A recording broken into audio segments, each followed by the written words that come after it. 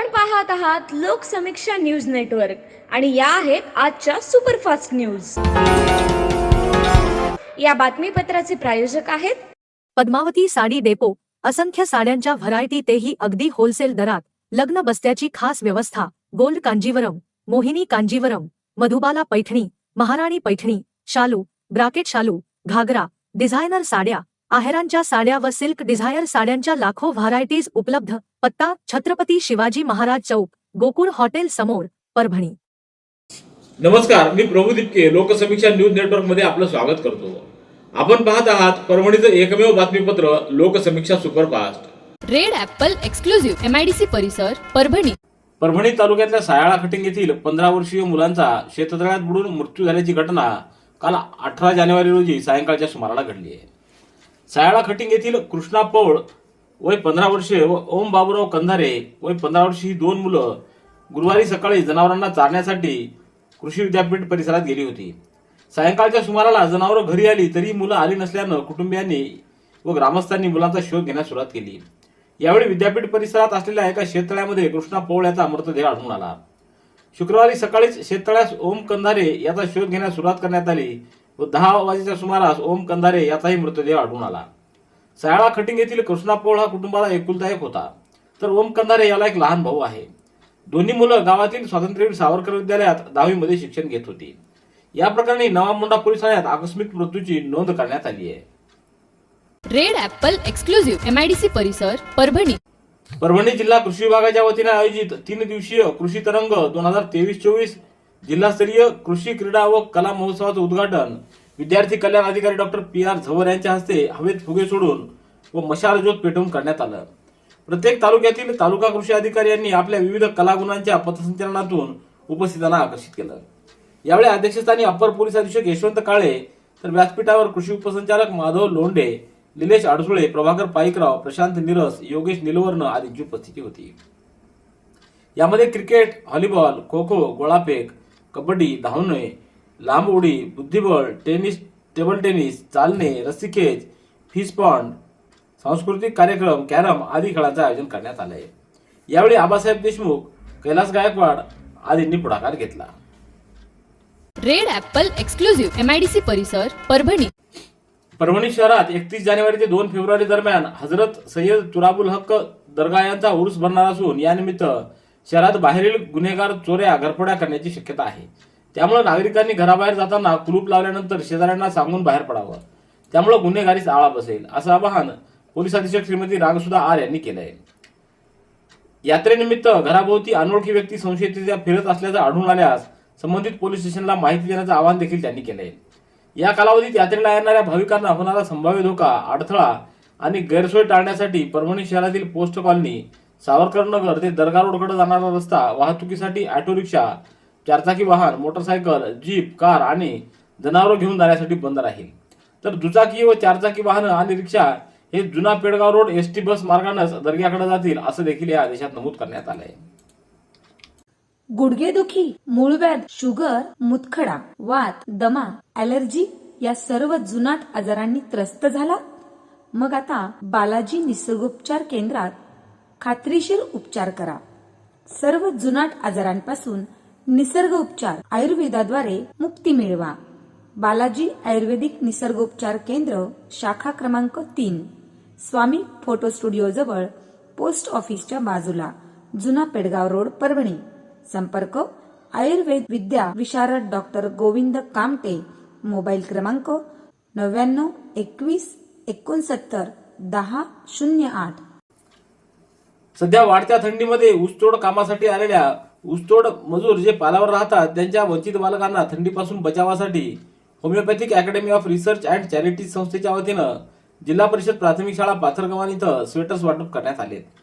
यामध्ये जिल्हा परिषद प्राथमिक शाळा डोंगरगाव, हातगाव बुद्रुक, जवळा झुटा, नाथरा, पाथरगव्हाण व खुर्द व पाथरगव्हाण बुद्रुक येथील मुलांचा समावेश होता।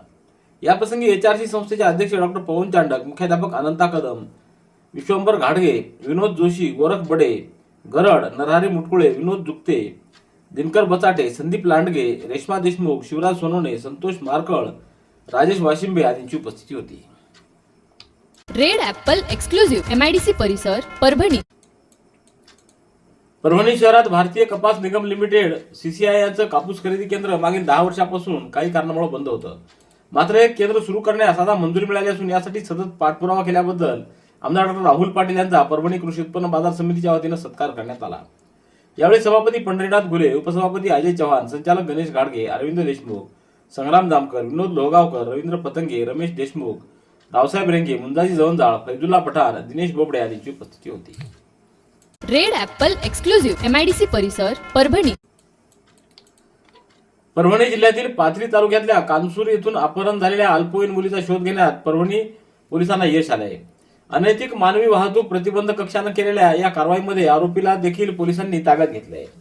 21 सप्टेंबर 2022 रोजी एका अल्पवयीन मुलीला कुणीतरी अज्ञात व्यक्तीने पळून नेलं होतं. याबाबत तिच्या वडिलांनी दिलेल्या फिर्यादीवरून पाथरी पोलीस ठाण्यात गुन्हा नोंदवण्यात आला होता. पोलीस अधीक्षक रागसुधा आर यांनी आदेश दिल्यानंतर या गुन्ह्यातील पीडित अल्पवयीन मुलगी राहणार कानसूर तालुका पाथरी व आरोपी ज्ञानेश्वर उर्फ बबलू विजयकुमार मोरे राहणार बर्दापूर तालुका आंबेजोगाई जिल्हा बीड याच्यासोबत असल्याची माहिती प्राप्त झाल्यानं दोघांचा बर्दापूर इथं जाऊन शोध लावला आणि ताब्यात घेऊन त्या दोघांना 19 जानेवारी रोजी गुन्ह्याच्या पुढील तपासासाठी पाथरी पोलीस ठाण्यात हजर करण्यात आलं असल्याची माहिती पोलीस प्रशासनानं दिली आहे. रेड ॲपल एक्सक्लुझिव्ह MIDC परिसर परभणी. परभणी जिल्ह्यामध्ये संपूर्ण स्वच्छता अभियान डीप क्लिनिंग अंतर्गत मंदिर परिसरांची स्वच्छता करणं सुरू आहे. हे अभियान मोहीम स्वरूपात राबवण्याचं आवाहन जिल्हा परिषदेचे मुख्य कार्यकारी अधिकारी विनय मुन यांनी केले.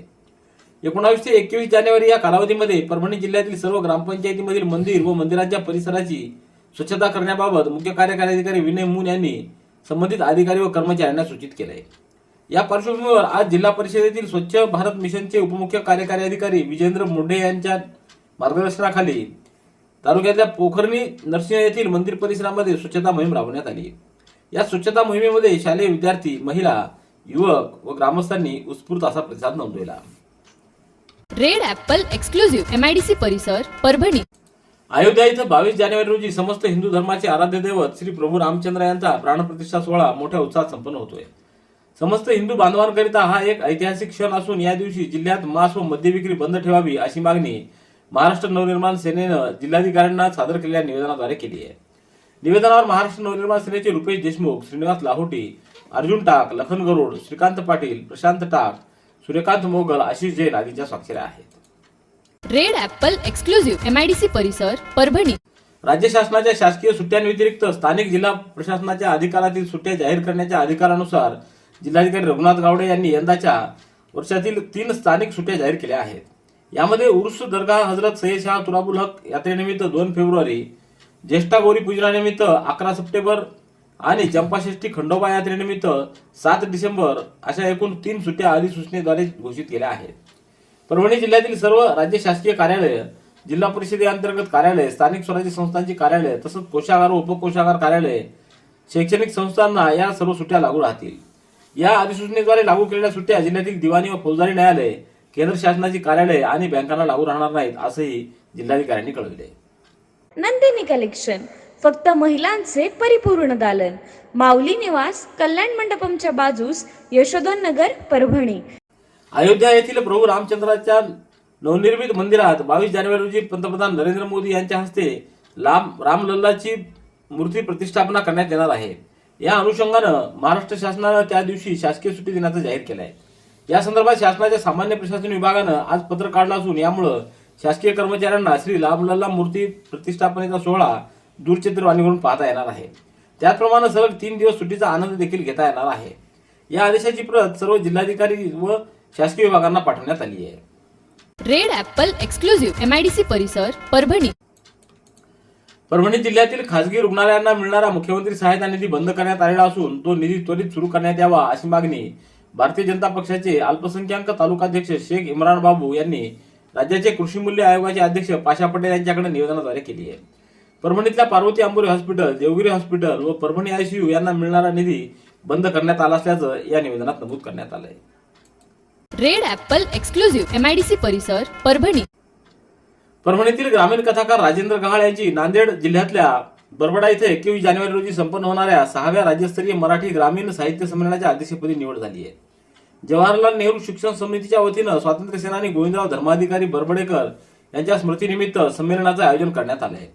या संमेलनाचं उद्घाटन साहित्यिक डॉक्टर भगवान अंजनीकर तर प्रमुख पाहुणे म्हणून 5व्या साहित्य संमेलनाचे अध्यक्ष प्राध्यापक इंद्रजित भालेराव, स्वागताध्यक्ष सदाशिव धर्माधिकारी बरोडेकर, माजी संमेलनाध्यक्ष डॉक्टर जगदीश कदम, प्राचार्य डॉक्टर नागनाथ पाटील, प्राध्यापक नारायण शिंदे आदींची उपस्थिती राहणार आहे.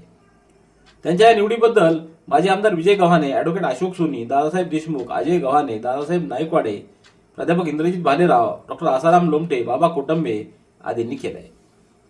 रेड ॲपल एक्सक्लुझिव्ह MIDC परिसर परभणी. दारुसलाम उर्दू प्राथमिक व माध्यमिक शाळेत प्रजासत्ताक दिनानिमित्त चित्रकला स्पर्धांचं आयोजन करण्यात आलं. या स्पर्धांचं उद्घाटन संस्थेचे सहसचिव सय्यद शोएब हाशमी यांच्या हस्ते करण्यात आलं.